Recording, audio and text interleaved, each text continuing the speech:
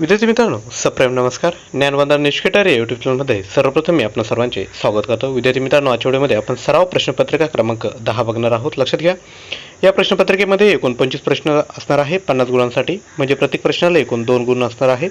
यामध्ये मुख्यत्वे आपण मराठी, इंग्लिश आणि सामान्य ज्ञान या घटकांचा विद्यार्थ्यांनो समावेश केला आहे.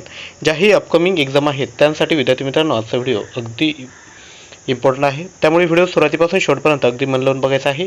ज्याही गोष्टी इम्पॉर्टंट वाटतील त्या नोटबुकमध्ये नोट डाऊन करून घ्या आणि प्रश्न विचारल्यानंतर विद्यार्थ्यांना आपण प्रश्नाचं उत्तर गेस करायचं आहे आणि 25 प्रश्न झाल्यानंतर आपले किती प्रश्न बरोबर आलेत हे विद्यार्थ्यांना खाली कमेंट करायचं आहे. विद्यार्थ्यांनो, व्हिडिओला सुरुवात करूयात. व्हिडिओतील सर्वात पहिला प्रश्न आहे, खालीलपैकी शोक व गिलगिट कोणत्या नदीच्या उपनद्या आहेत? आपले ऑप्शन आहेत महानदी, कावेरी नदी, नर्मदा नदी की सिंधू नदी. विद्यार्थ्यांनो, अंदाज व्यक्त करा. खालीलपैकी शोक व गिलगिट कोणत्या नदीच्या उपनद्या आहेत? तर लक्षात घ्या, ऑप्शन क्रमांक डी सिंधू नदी हे या प्रश्नाचं योग्य उत्तर असणार आहे. त्यानंतर क्वेश्चन क्रमांक 2, चांदोली धरण कोणत्या नदीवर आहे? आपले ऑप्शन आहेत वारणा, कृष्णा, कोयना की वेण्णा. विद्यार्थ्यांनो, अंदाज व्यक्त करायचा आहे. चांदोली धरण कोणत्या नदीवर आहे? तर लक्षात घ्या, ऑप्शन क्रमांक ए वारणा हे या प्रश्नाचं योग्य उत्तर असणार आहे. त्यानंतर क्वेश्चन क्रमांक 3, भारतातील सर्वात मोठा त्रिभुज प्रदेश पश्चिम बंगालमधील कोणता? म्हणजे पश्चिम बंगालमधील सर्वात मोठा त्रिभुज प्रदेश कोणता आहे? सुंदरबन, मधुबन, रंचे मैदान की कारवार पर. विद्यार्थ्यांनो, अंदाज व्यक्त करायचा आहे. तर लक्षात घ्या, ऑप्शन क्रमांक ए सुंदरबन हे पश्चिम बंगालमधील सर्वात मोठा त्रिभुज प्रदेश आहे. त्यानंतर क्वेश्चन क्रमांक 4, नाशिक जिल्ह्यात एकूण किती तालुके आहेत? आपले ऑप्शन आहेत 14, 15, 16 की 17. विद्यार्थी मित्रांनो, अंदाज व्यक्त करा. तर लक्षात घ्या, ऑप्शन क्रमांक बी नाशिक जिल्ह्यात एकूण 15 तालुके आहेत. त्यानंतर क्वेश्चन क्रमांक 5 घेऊयात. नाशिक जिल्ह्यातील चनकापूर हे धरण कोणत्या नदीवर बांधलेलं आहे? आपले ऑप्शन आहेत गिरणा, दारणा, मौसम की गोदावरी. विद्यार्थ्यांनो, अंदाज व्यक्त करायचा आहे.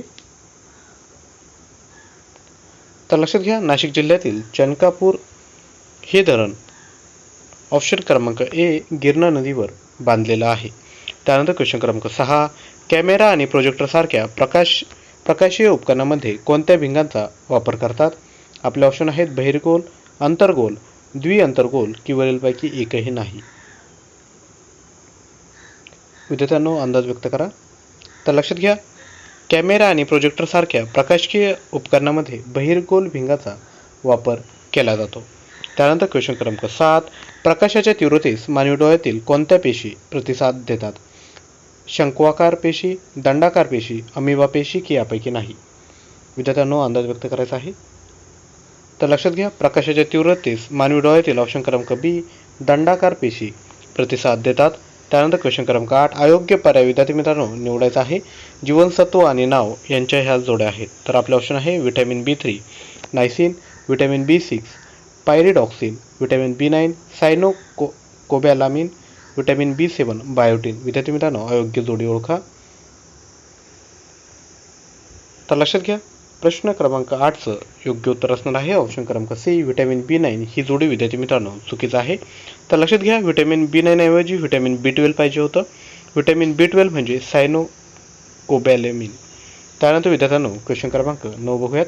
मानवी मनाचा अभ्यास करणारे शास्त्र कोणते? आपले ऑप्शन आहेत सायकोलॉजी, न्यूरोलॉजी, झुलॉजी की वरील सर्व. विद्यार्थी मित्रांनो, अगदी सोपा प्रश्न आहे. मानवी मनाचा अभ्यास करणारं शास्त्र आहे ऑप्शन क्रमांक ए सायकोलॉजी. त्यानंतर क्वेश्चन क्रमांक 10 बघूयात. कोणता वायू शीतकरणासाठी उपयोगी आहे? अमोनिया, क्लोरीन, सल्फर डायऑक्साईड की ब्रोमिन. विद्यार्थी मित्रांनो, अगदी सोपा प्रश्न आहे. वायू शीत करण्यासाठी म्हणजे काय, रेफ्रिजरेशनसाठी कोणता वायू वापरतात? तर लक्षात घ्या, ऑप्शन क्रमांक ए अमोनिया हा वायू शीतकरणासाठी विद्यार्थी मित्रांनो वापरला जातो. त्यानंतर क्वेश्चन क्रमांक 11, राष्ट्रीय अल्पसंख्याक आयोगाने जानेवारीपर्यंत किती भारतातील समुदायांना अल्पसंख्याक सूचित केलेला आहे? आपले ऑप्शन आहेत 5, 6, 7 की 8. विद्यार्थी मित्रांनो, हा प्रश्न राज्यसेवा मुख्य 2018ला विचारण्यात आलेला आहे. तर लक्षात घ्या, राष्ट्रीय अल्पसंख्याक आयोगाने जानेवारीपर्यंत ऑप्शन क्रमांक बी 6 भारतीय समुदायांना अल्पसंख्याक म्हणून सूचित केलेला आहे. त्यानंतर क्वेश्चन क्रमांक 12, खालीलपैकी कोणते आदेश हे फक्त न्यायिक आणि अर्धन्यायिक अधिसत्तेविरोधात काढता येतात? आपले ऑप्शन आहेत उत्प्रेक्षण, प्रतिषेध, बंदी, प्रत्यक्षीकरण की अधिकार पृच्छा. विद्यार्थ्यांनो, अंदाज व्यक्त करायचा आहे. राज्यसेवा मुख्य 2018ला हा प्रश्न विचारण्यात आला होता. तर लक्षात घ्या, प्रतिषेध याचे जे आदेश आहेत ते फक्त न्यायिक आणि अर्धन्यायिक अधिसत्तेविरुद्ध काढता येतात. त्यानंतर क्वेश्चन क्रमांक 13, शोषणाविरुद्ध अधिकार भारतीय राज्यघटनेच्या अनुच्छेदामध्ये दिलेले आहे. तर लक्षात घ्या, कोणत्या अनुच्छेदामध्ये विद्यार्थी मित्रांनो दिलेले आहे? PSI मुख्य 2016चा हा प्रश्न आहे. तर लक्षात घ्या, ऑप्शन क्रमांक सी, शोषणाविरुद्ध अधिकार भारतीय राज्यघटनेच्या अनुच्छेद 23 आणि 24 मध्ये देण्यात आलेले आहेत. त्यानंतर क्वेश्चन क्रमांक 14, खालीलपैकी कोणते उद्दिष्ट राज्यांच्या मार्गदर्शक तत्वामध्ये समाविष्ट नाही? आपले ऑप्शन आहेत गोहत्या थांबविणे, कुटीरोद्योगांची स्थापना करणे, आंतरराष्ट्रीय शांतता वृद्धिंगत करणे, देहांतांची शिक्षा रद्द करणे. विद्यार्थ्यांनो अंदाज व्यक्त करायचा आहे. तर लक्षात घ्या, ऑप्शन क्रमांक डी, देहांतांची शिक्षा रद्द करणे हे उद्दिष्ट राज्यांच्या मार्गदर्शक तत्वामध्ये समाविष्ट नाही. त्यानंतर क्वेश्चन क्रमांक 15, भारतीय संविधानाच्या कोणत्या कलमात समान नागरी कायद्याची तरतूद आहे? आपले ऑप्शन आहेत 42, 44, 46 की 48. विद्यार्थ्यांनो अंदाज व्यक्त करायचा आहे. भारतीय संविधानाच्या कोणत्या कलमात समान नागरी कायद्याची तरतूद आहे? तर लक्षात घ्या, कलम 44 हे या प्रश्नाचं योग्य उत्तर असणार आहे. त्यानंतर क्वेश्चन क्रमांक 16 बघूयात. सर्वनाम हे डॅश नामाबद्दल विशेष माहिती सांगते, क्रिया दाखवून वाक्याचा अर्थ पूर्ण करते, पदार्थाचे नाव सांगते की नामाच्या ऐवजी येते. विद्यार्थ्यांनो अगदी सोपं आहे. सर्वनाम हे ऑप्शन क्रमांक डी, नामाच्या ऐवजी येते. त्यानंतर क्वेश्चन क्रमांक 17, पुढील वाक्यातील अधोरेखित शब्दाची विद्यार्थ्यांनो जात ओळखायची आहे. आपले वाक्य आहे, जो मुलगा अभ्यास करील तो पास होईल. ऑप्शन आहे संबंधी सर्वनाम, दर्शक सर्वनाम, अनिश्चित सर्वनाम की प्रश्नार्थक सर्वनाम. विद्यार्थ्यांनो अंदाज व्यक्त करायचा आहे. पुढील वाक्यातील अधोरेखित वाक्याची किंवा शब्दांची जात ओळखा. जो मुलगा अभ्यास करेल तो पास होईल. तर लक्षात घ्या, क्वेश्चन क्रमांक 17चं योग्य आन्सर आहे ऑप्शन क्रमांक ए, संबंधी सर्वनाम. त्यानंतर क्वेश्चन क्रमांक 18, पुढीलपैकी संयुक्त स्वर कोणते? आपले ऑप्शन आहेत ए ए ओ औ, अ इ ई उ. तर विद्यार्थी मित्रांनो आपल्यासमोर 4 ऑप्शन आहेत, आपण अंदाज व्यक्त करू शकतात. पुढीलपैकी विद्यार्थ्यांनो संयुक्त स्वर ओळखायचा आहे. तर लक्षात घ्या, ऑप्शन क्रमांक ए, ए ऐ ओ औ हे या प्रश्नाचं योग्य उत्तर असणार आहे. त्यानंतर क्वेश्चन क्रमांक 19, अनारसा बांबू हे शब्द कोणत्या भाषेतून मराठीत आलेले आहेत? आपले ऑप्शन आहेत अरबी, कन्नड, द्रविड की फारसी. विद्यार्थ्यांनो अंदाज व्यक्त करा. अनारसा बांबू हे शब्द कोणत्या भाषेतून मराठीत आलेले आहे? तर लक्षात घ्या, ऑप्शन क्रमांक सी, द्रविड हे या प्रश्नाचं योग्य उत्तर असणार आहे. त्यानंतर क्वेश्चन क्रमांक 20, पुढील शब्दसमूहाबद्दल योग्य शब्द निवडा. कर्तव्याकडे पाठ फिरवणारा म्हणजे काय? कर्तव्यदक्ष, कर्तव्य कठोर, कर्तव्यनिष्ठ की कर्तव्य पराडमुख. विद्यार्थी मित्रांनो अगदी सोपं आहे. कर्तव्याकडे पाठ फिरवणारा म्हणजेच ऑप्शन क्रमांक डी, कर्तव्य पराडमुख हे प्रश्नाचं योग्य उत्तर असणार आहे.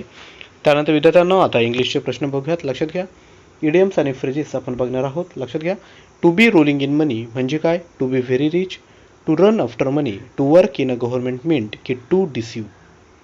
विद्यार्थ्यांनो अंदाज व्यक्त करा. To be rolling in money म्हणजे काय? तर लक्षात घ्या, ऑप्शन क्रमांक A, to be very rich हे प्रश्नाचं योग्य उत्तर असणार आहे. त्यानंतर क्वेश्चन क्रमांक 22, टू बर्न वन्स फिंगर म्हणजे काय? To create ill feeling, to suffer, to bribe someone, to speak plainly. विद्यार्थ्यांनो अंदाज व्यक्त करायचा आहे. टू बर्न वन्स फिंगर म्हणजेच काय? ऑप्शन क्रमांक बी, टू सफर या प्रश्नाचं योग्य उत्तर आहे. त्यानंतर क्वेश्चन क्रमांक 23, ॲन ॲपल ऑफ डिस्कॉर्ड म्हणजे काय? A fruitful solution on daily earning at a short distance from a cause a quarrel. विद्यार्थ्यांनो अंदाज व्यक्त करायचा आहे. तर लक्षात घ्या, ॲन ॲपल ऑफ डिस्कॉर्ड म्हणजे ऑप्शन क्रमांक D, a cause of a quarrel. त्यानंतर क्वेश्चन क्रमांक 24, to cut a sorry finger म्हणजे काय? A coward at once service, to give a poor show की to be very deadly enemies. To cut a sorry figure म्हणजे काय? लक्षात घ्या, option क्रमांक C, to give a poor show हे या प्रश्नाचं योग्य उत्तर आहे. त्यानंतर क्वेश्चन क्रमांक 25, to die in a harness म्हणजे काय? Come to nothing, to die while still working, to accept pleasant as well as unpleasant thing, to give a great importance to trifle. विद्यार्थ्यांनो अंदाज व्यक्त करायचा आहे. To die in a harness म्हणजे काय? लक्षात घ्या, ऑप्शन क्रमांक B, to die while still working. तर विद्यार्थी मित्रांनो आपण एकूण 25 प्रश्न बघितलेले आहेत. यापैकीच एक प्रश्न तुमच्यासाठी होमवर्क आहे. चांदोली धरण कोणत्या नदीवर आहे?